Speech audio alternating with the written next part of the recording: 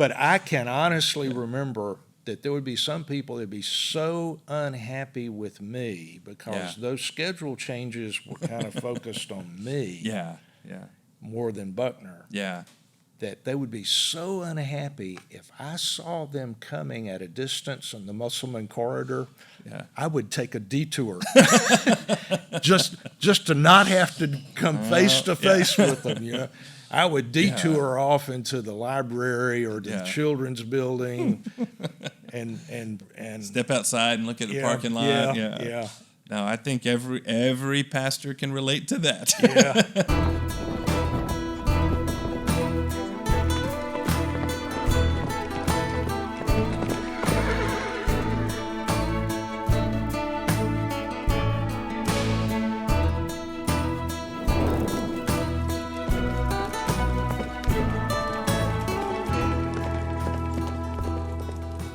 But when I think about that era, frankly, I think of the Musselman corridor.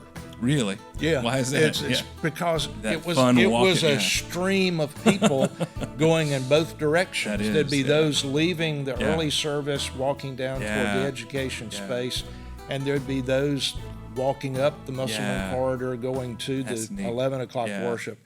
And when I think about that era, I just think about that Musselman corridor, and it was a highway of people. Well, that is amazing. I mean, just the space to fit that many people.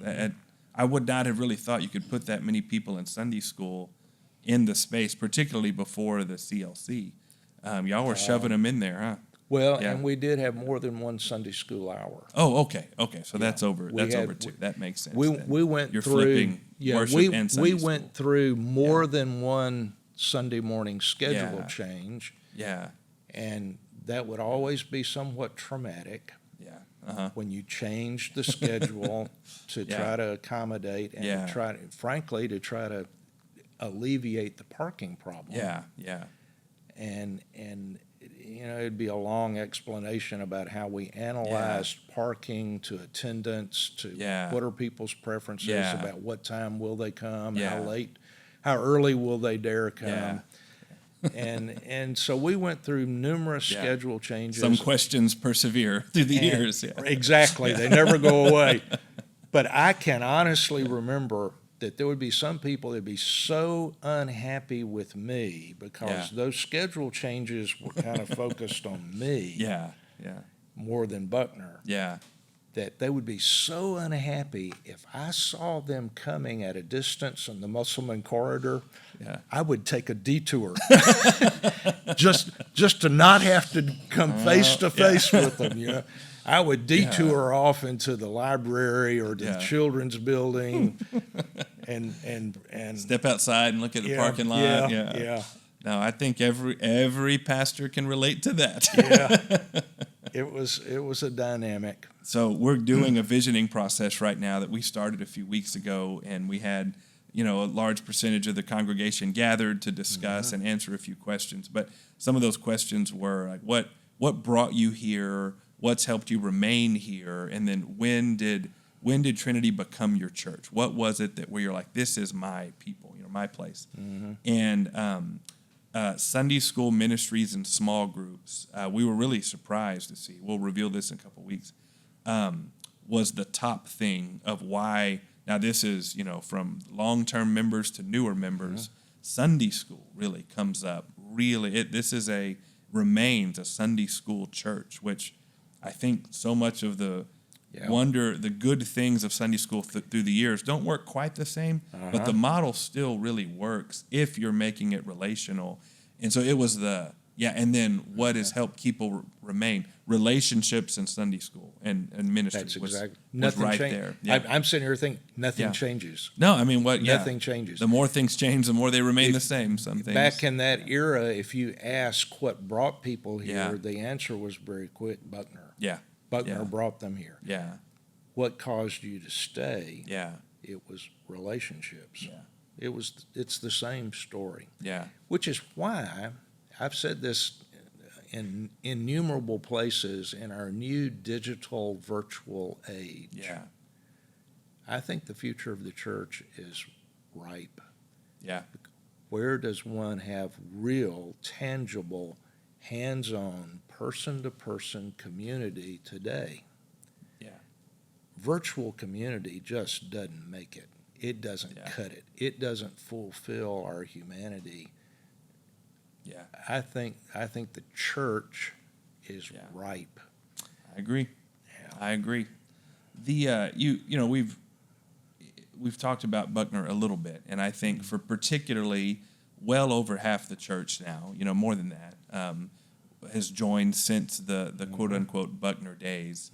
And that's as it ought to be. No, it is. Well, it's Absolutely, been 24 years. I mean, something like that. Yeah. And so I think what is amazing is the legacy still I mean, it says so much for him and the church and everything that that it still, his name and ministry carries such weight. In fact, I was told he was a major illustration at Oak Hills last week Really? in their sermon. I mean, anytime I visit with pastors, everybody's got a Buckner story. I mean, the legacy of that ministry is amazing, and it's a great gift to even just be associated with it, really, for me.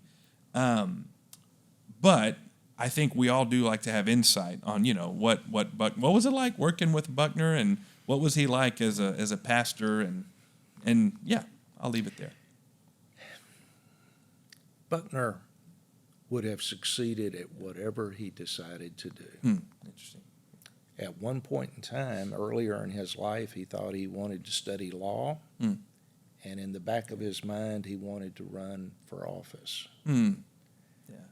And when he surrendered to the ministry, he's just one of those people that it's all or nothing. Yeah. I mean, that would just, it's all or it's nothing. And that old terminology, all in, he was all in. Yeah. And so that leaps out at me. Yeah.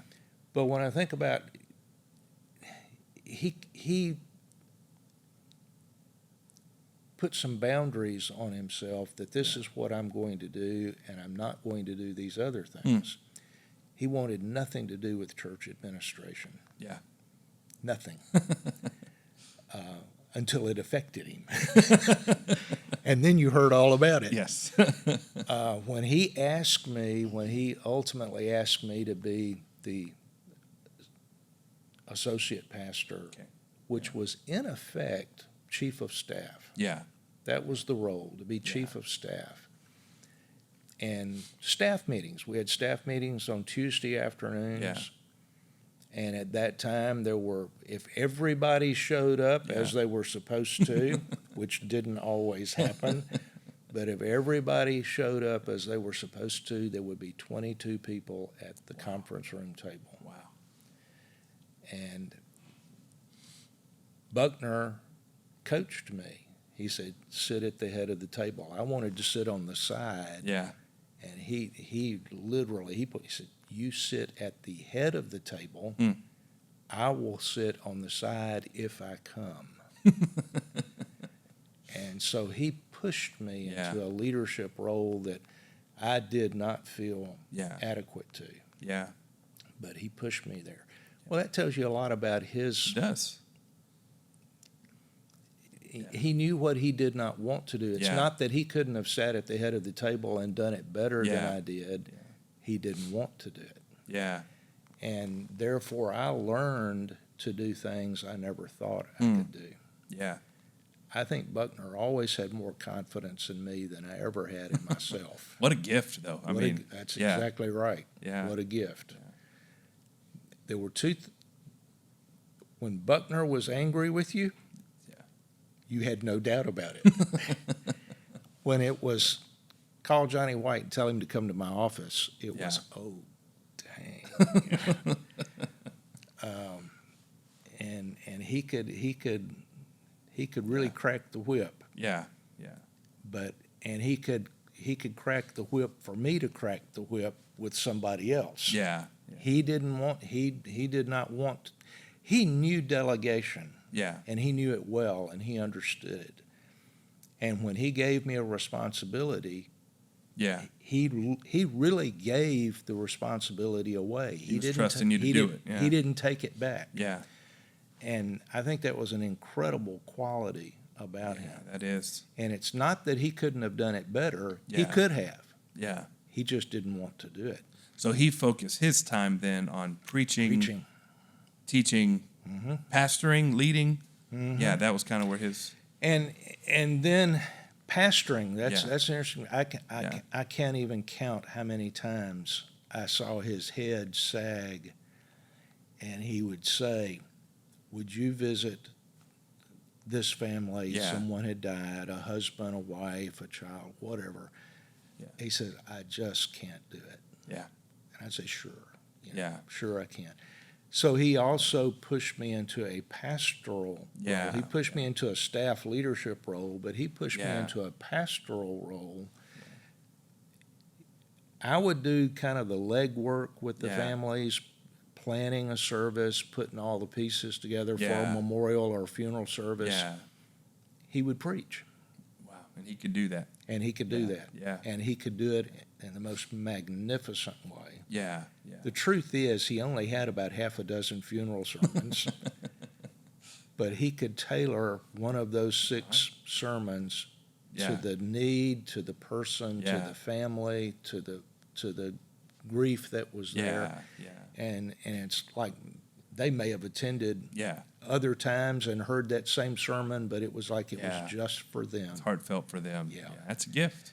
It's a great gift. Yeah. And but again, I had because of the way he delegated and the way he invested in me, I had both pastoral skills that he vested in me, and I had staff leadership, team building skills that he vested in me.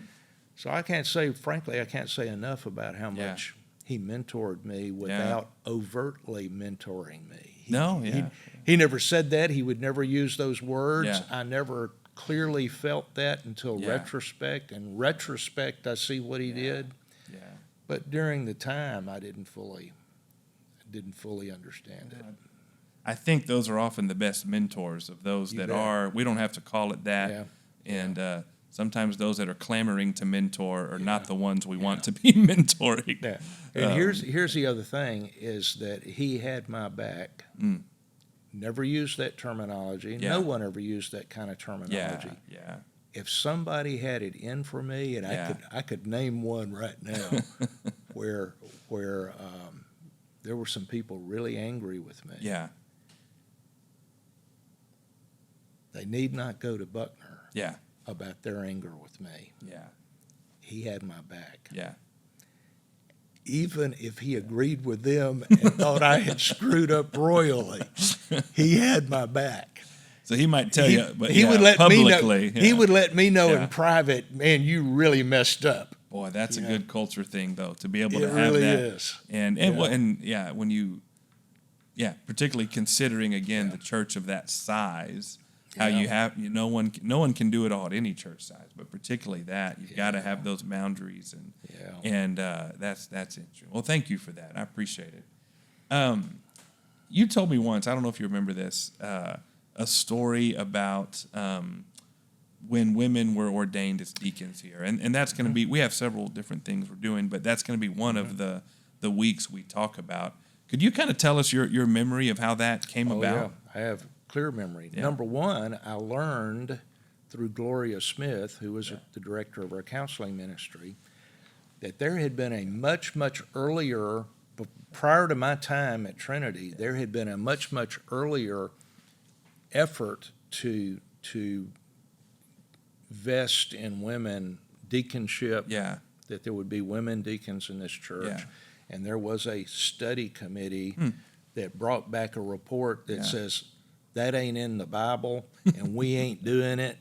And Gloria Smith wrote the minority report. Oh, really? It's like a Supreme Court decision. She submitted a minority report that said, you will rue the day, you will regret the day that you declined to do this.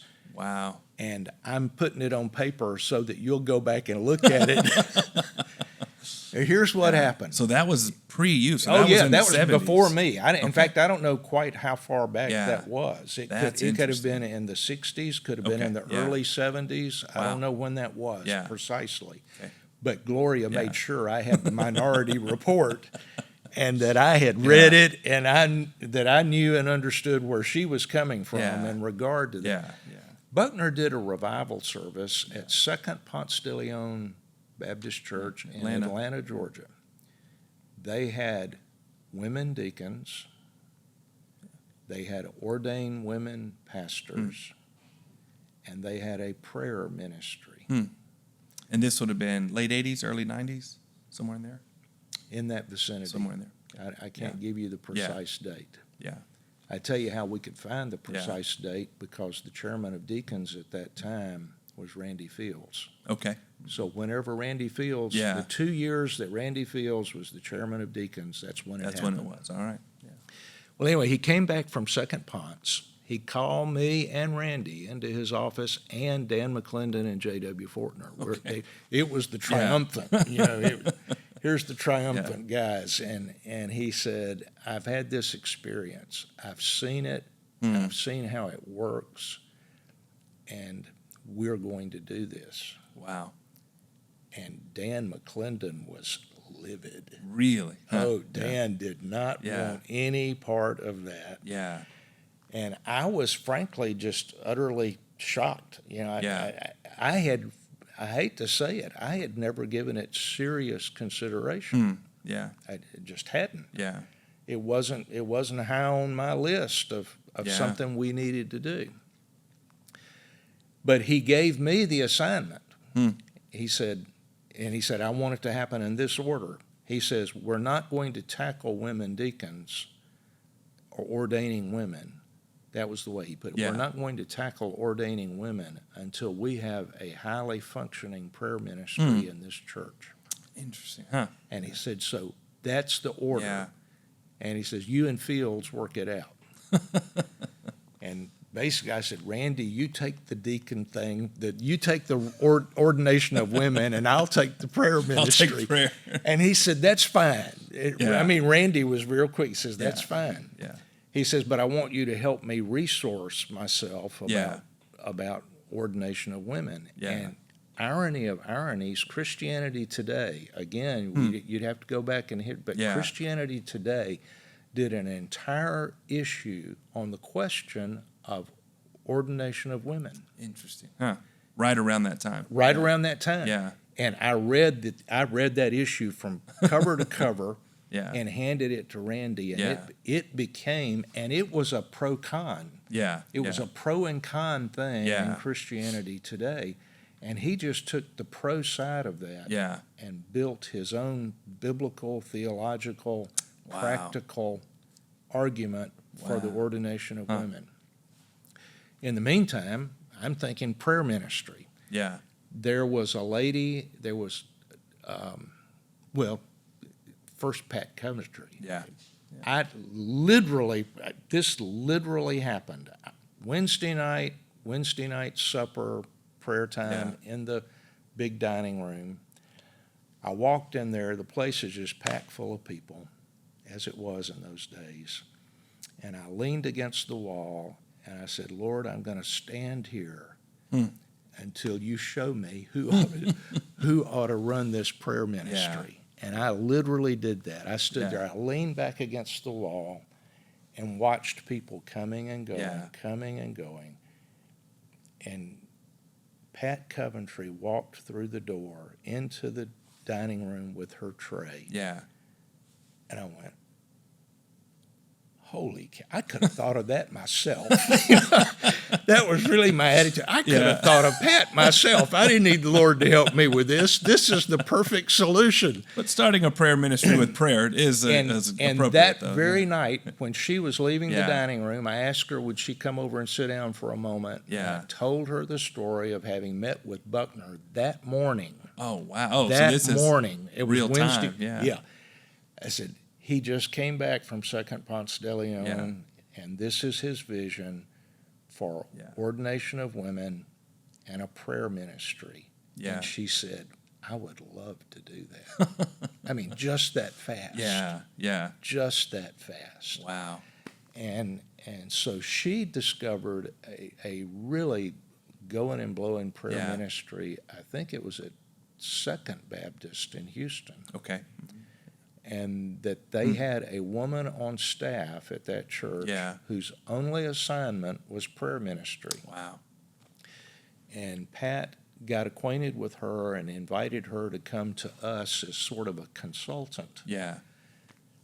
And we did, and literally as Buckner designed, we did not tackle ordination of women until we had our prayer ministry in place. Interesting. And that we had people praying in the prayer room 24 hours a day, 7 days a week. Friends, thank you for tuning in. Continue to tune in each week as we offer new episodes telling different stories of the history and God's movement at Trinity Baptist Church. Please like, please subscribe, please share with your friends. Have a great day.